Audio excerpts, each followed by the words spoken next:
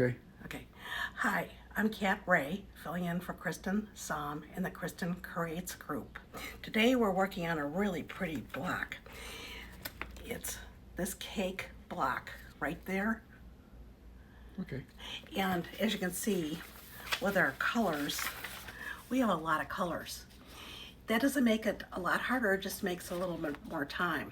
But it's a fun block. Okay. The first thing we'll be doing is bringing our embroidery design up and changing our glasses. I have the USB stick in my machine. For my brother Stellar XE1, I'll be going to embroidery. I'll be going to this symbol, which is the stick. I'll be going to embroidery files. I'll be going to my KDQ1112 Patriotic 3 6x10. You don't have to use this design. You can use another design or you can skip the design. I go to the location on my embroidery machine, which is on the stick for this. Pick that. They want 112, that's that. I go to embroidery files. I go to block by block, because that's for when we're constructing the block. The clear blue tiles is a different method, which is also a good method. I go to Pez, because that's for the brother machine. I look for the 6x10 design, which is here. And if your embroidery machine has problems where you can't see the display, just put like one of the quilting designs on that you need. This is for the larger hoop, so if you're going to be using a 5x7, you need to do a double hooping like Kristen has showed in some of her previous videos. I go set. I'm going to add. I go back to my symbol for the stick. I go back to my embroidery files. I'm going to go to my Pez. That's where my other designs are stored. And I'm going to be looking for my cake, which is right there. And I hit set. It looks kind of messy, but it'll be fine. Then I hit embroidery. Now I have to put my hoop on. Okay, I've loaded my 7x11 hoop, which is fine for this design because it is 6x12. Yeah, okay, 6x10 cake. So that's a good size. And it says load the embroidery machine, file into the hoop, and such and such. But because we're doing the quilting, we're going to be doing that step first, and then we'll get to this part. Okay. And it doesn't matter what color thread I'm using here because I'm just attaching the batting, etc. It's going to first stitch out the line that shows me where to place my batting.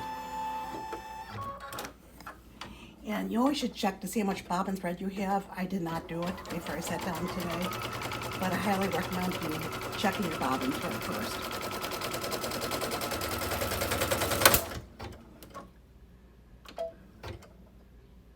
Did you stop it?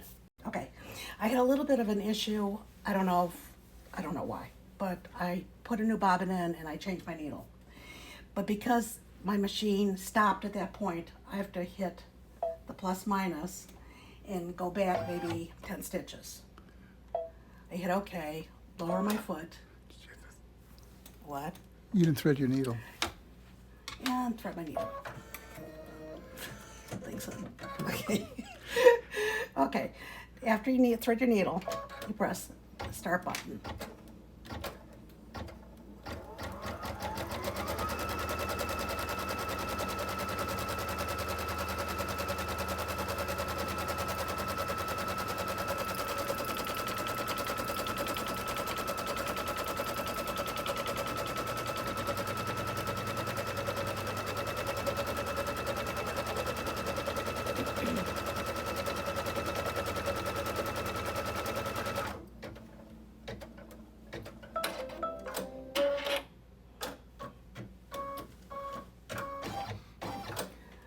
Okay, now we're going to be laying down the batting around this outline stitch. So we cover that stitch.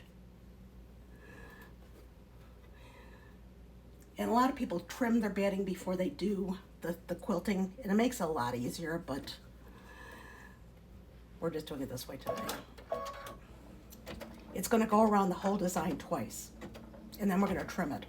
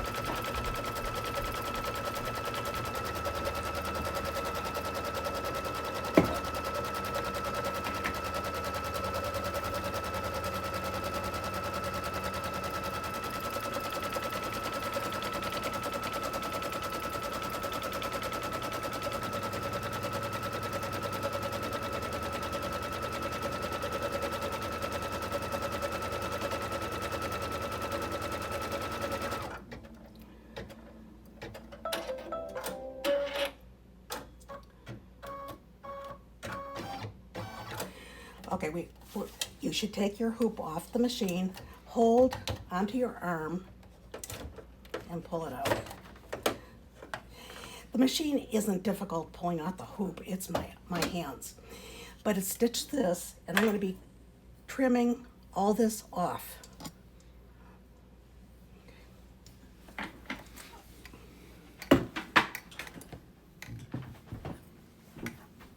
you starting, Jeff? It's still the same. Oh, okay.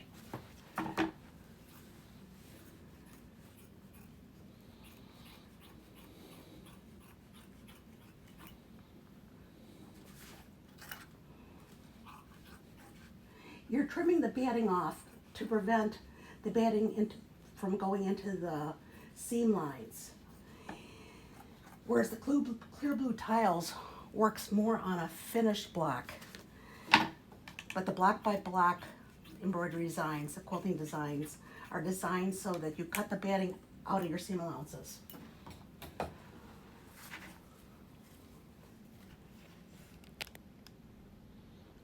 Okay. So you put the hoop back into the machine. And for your next trick.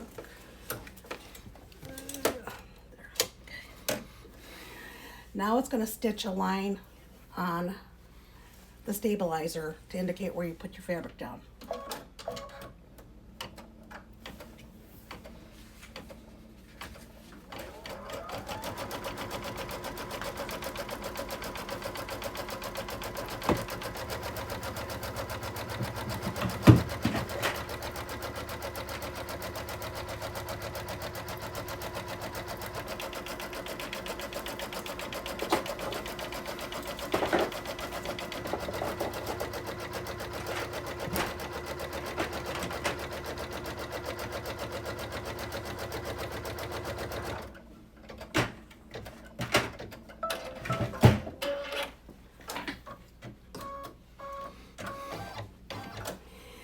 Our fabrics have all been stabilized in the back.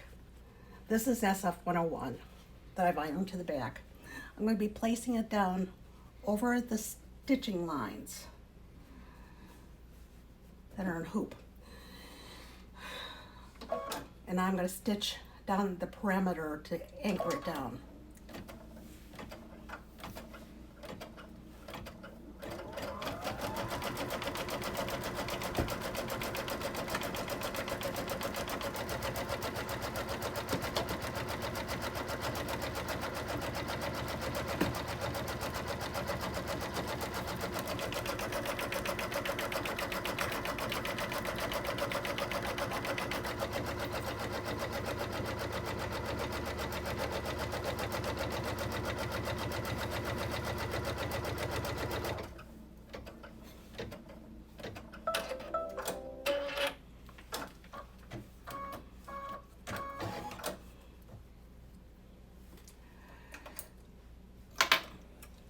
Now it's going to go to the quilting lines. So you figure out what quilting lines you want with what thread.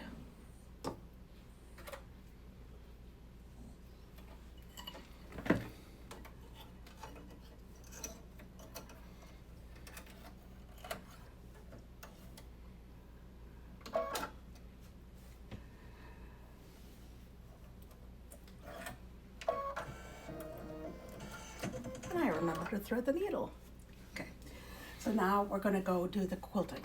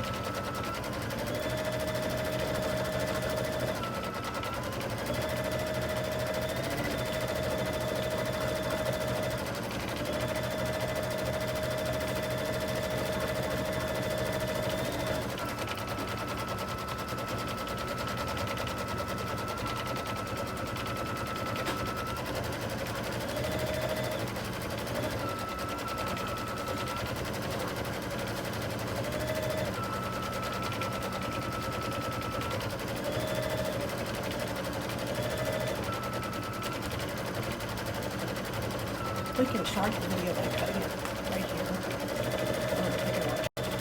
We paused it for a bit so you wouldn't have to watch me quilt the entire block. When it's done quilting, I'm going to snip some of the long stitches. Jump stitches.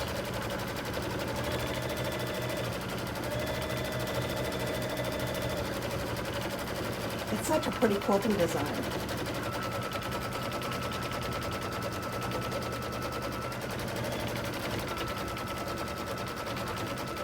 Can they see the design here?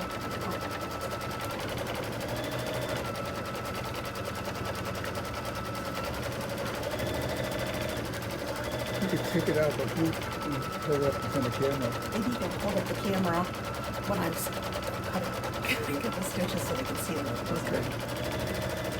Actually, there's a fair amount that still has to cover. One thing I suggest you not do is to play kamikaze with your machine. Sometimes it's very tempting to go in there and start cutting your stitches, but it's not worth it. It's better just to wait. If you have to cut a stitch, it's better to stop the machine.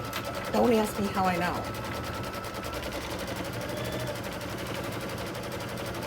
You can ask my husband, it's not pretty. When your needle goes through your finger and you're praying, oh please, I don't want to go to the ER tonight.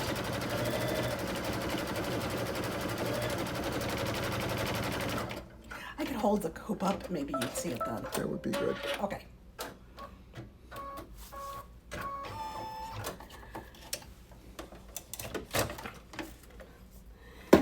Okay, can they see that? Okay. Some of these jump stitches I would cut. A lot of times I don't worry about what's on the back, but sometimes on some manufacturers or digitizers, you know that they're going to put long stitches in the back, and if you're afraid that it's going to catch on something, then you can snip it, but the back looks pretty clean. So I'm not too worried about that.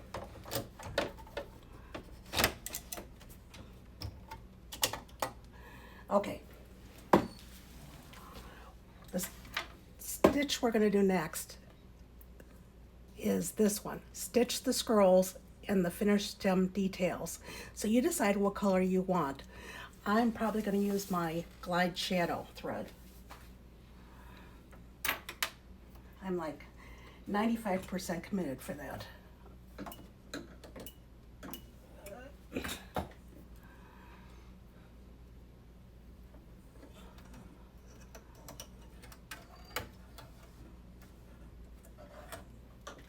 Scotty crying? Yeah. Scotty's our dog, it's not our child. Okay, her grandchild. It's going to do this first stitch that I just showed you, and I'm going to stitch the scrolls.